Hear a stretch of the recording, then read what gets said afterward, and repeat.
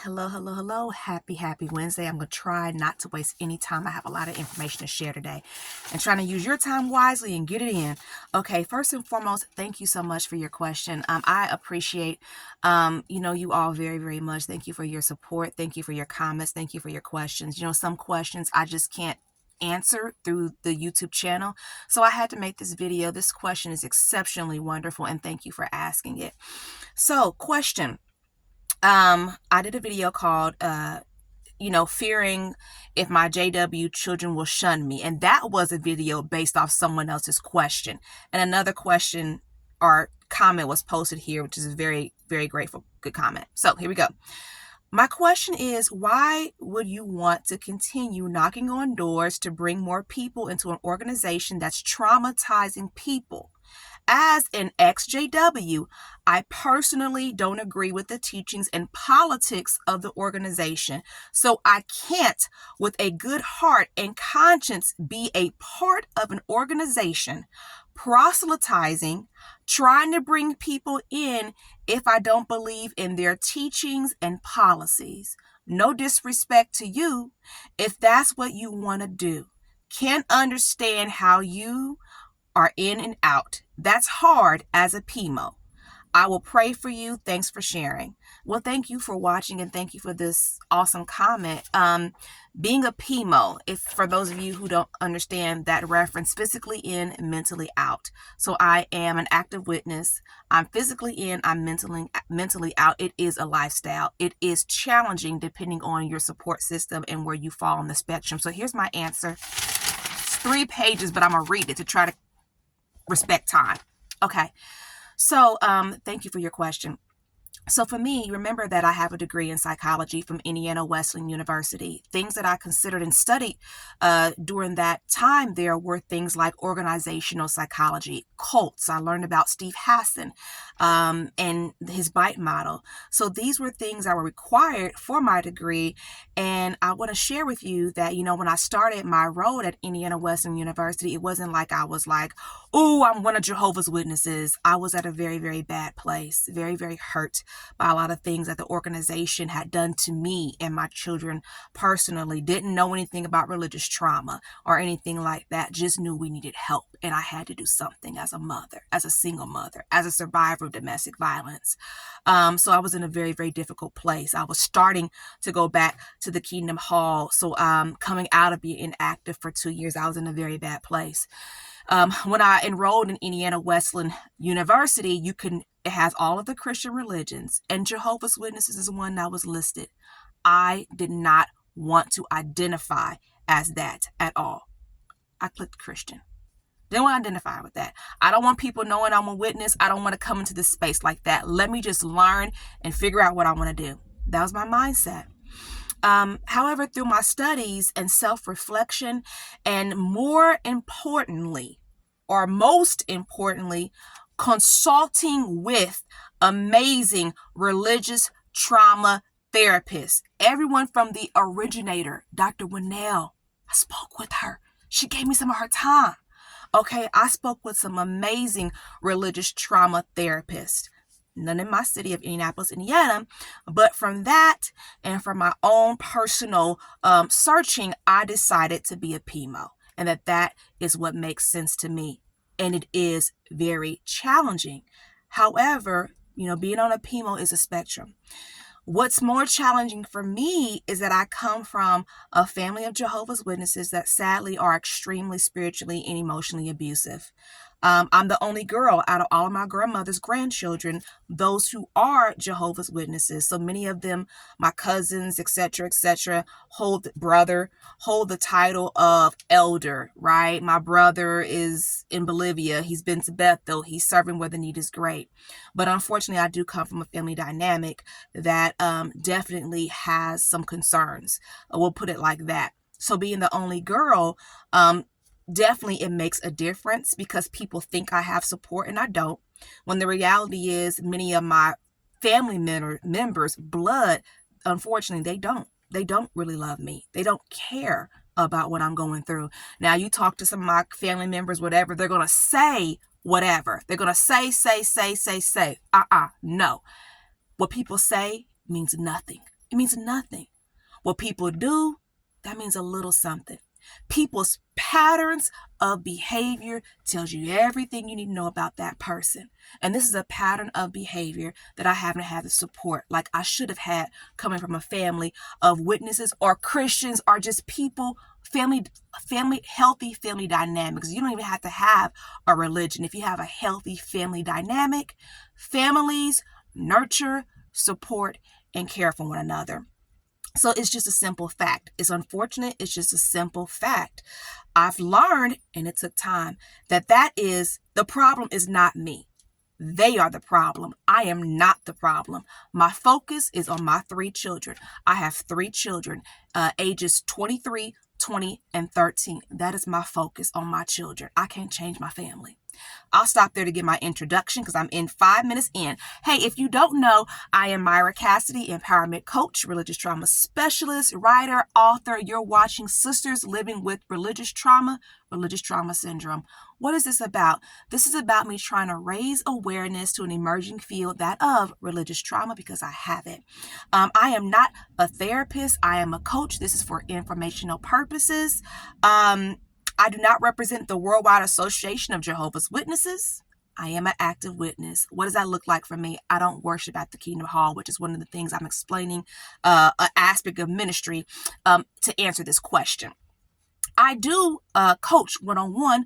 Definitely look at the information below for one-on-one services. And I absolutely coach active, inactive, disfellowshipped, and exJWs, and anyone else who could benefit from my services. So definitely look in the information below and subscribe to my YouTube channel. That matters and that helps. Please subscribe to my YouTube channel if you like what I have to share. That matters very, very much as well. To get back to the question about how in the world can I knock on doors, bringing people into an organization that's traumatizing people. So about the ministry and answering that portion of the question, I talked about why I'm a PMO. This is what it is for me. What is the intention of Jehovah's Witnesses? What's their intention? They're really just trying to help. I mean, wholeheartedly, what is the intention? As in the time frame that I grew up in. Let me speak that even more directly. I'm in my 40s, right? Early 40s. So the intention is just really, truly to help people. Now, I have my own opinions about the founder. I have my own opinions about a whole bunch of 1875 stuff, but in the moment and in the present times that I grew up in, what is the intention? Is just to help people. Some people want and need the things that Jehovah's Witnesses are talking about and offering. Their lives are better. Their lives are better. As a mother, why would I be doing that if I didn't think my children would benefit, right? That doesn't make sense. And my oldest child, despite it all, has done rather well. So proud of my children. So it does make lives better. It does. Okay, that's a fact, right? Some people benefit. That's a fact. That's also a fact that some people get hurt. Look at me. Look at what I'm doing. Okay. All religions for the most part, right? It's always be careful when you say all, but all religions can cause religious trauma. It's just, it can, right? It hurts. It's terrible. It's described death by 1,000 cuts, which is another reason why I'm doing this, right? I don't want people going through this. This is terrible. Death by 1,000 cuts in this religion. Come on now. The short answer as to why I knock on doors. Well, I don't. Sorry, I don't. That's a short answer. Actually, I don't knock on doors. My daughter is not baptized. She's she's not a publisher. She's not baptized and she's not a publisher. So under the rules of Jehovah's Witnesses, that means I get to count myself as active, right? I'm counting field service time, and then she counts as one Bible study. Technically, we can say that this is ministry, is it not? But we're not gonna go into all that. Okay. But also, now here's the long answer, and I'm gonna try to keep it brief because I'm 9 minutes in. Okay, long answer. I can't change the entire system or organization of Jehovah's Witnesses. In general, many religions, when you look at it in the world of religious trauma, what you're taught is that the mission is what they look at as the most important thing. Unfortunately, it's not the people. That's what that world talks about. And that's what needs to change. That's what needs to change. It can't just be about the mission. It has to be about truly the people. There's a saying in the religion of Jehovah's Witnesses, right? They say, don't trick people into the truth, or you can trick someone into becoming one of Jehovah's Witnesses. That's very concerning. It's like we're owning it. We're owning it. Wait a minute. You can trick someone into becoming a witness? What are you talking about? That must mean there's some level of manipulation. That must mean what is Steve Hassan talking about? That bite model? Okay. However, other religions have a bite model too, right? Or other things. There are other bite models present in other not only religious, other entities and other organizations. There's a bite model. Okay. However, I will say this: if I could knock on doors, I would do ministry the right way, the correct way. What does that look like? With a servant attitude. Right? With the correct servant attitude. Never allowing a person to lose autonomy or control. This is something different than what I was raised with, right? It's a mindset, it's a practice, and it takes patience. And here is my comparison. The Reasoning from the Scriptures book. I love that book. Always remember, that's what makes it so hard for me, is the fact that I very, very devoted as one of Jehovah's Witnesses to go through religious trauma. And whenever you're very, very devoted to your religion, when it hurts like this, you have a harder time.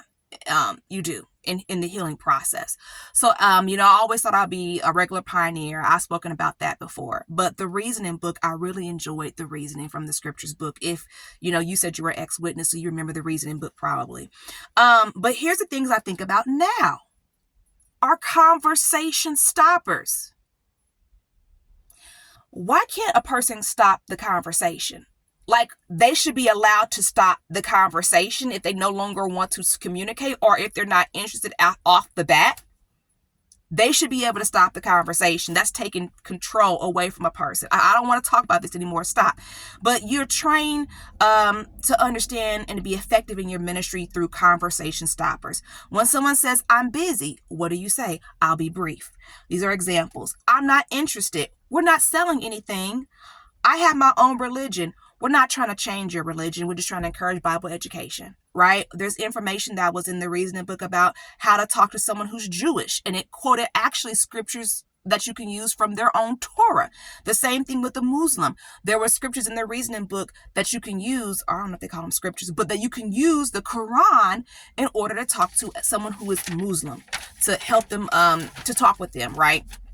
So I would say all of that to say, technically, looking at both sides of the coin, and historically, Jehovah's Witnesses have to some degree abused the community.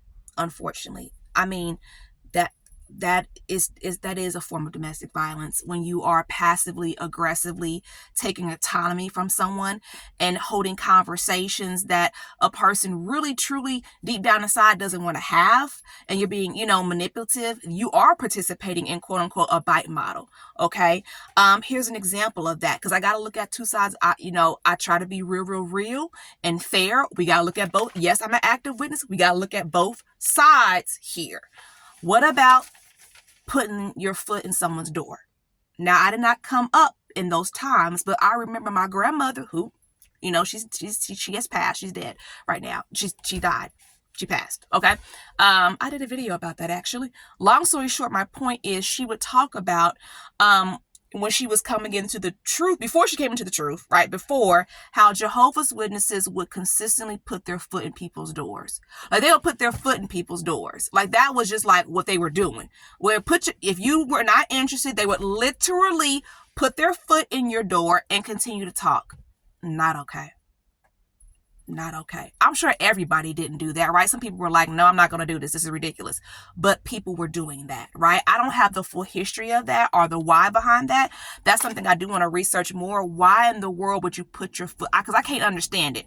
And every time I think about it, it makes me upset. Why would you put your foot in someone's door and continue to talk? That is so not okay. However, what I will say about that is, it's important for anyone who is one of Jehovah's Witnesses to make sure that they are not putting the foot in someone's door figuratively, like in present times. It's up to each person or publisher to make sure that they are not doing that they are giving consent, and they're not figuratively or passive aggressively being abusive to people they meet in the ministry. So I hope that answers your question. I'm sorry it wasn't a simple answer. Sorry about that. But thank you so much for your question. I really, really appreciate it. And I hope that this video reaches you. I would like to close today by saying, protect yourself, protect your children, heal correctly. I'll see you on Sunday. Thank you for watching.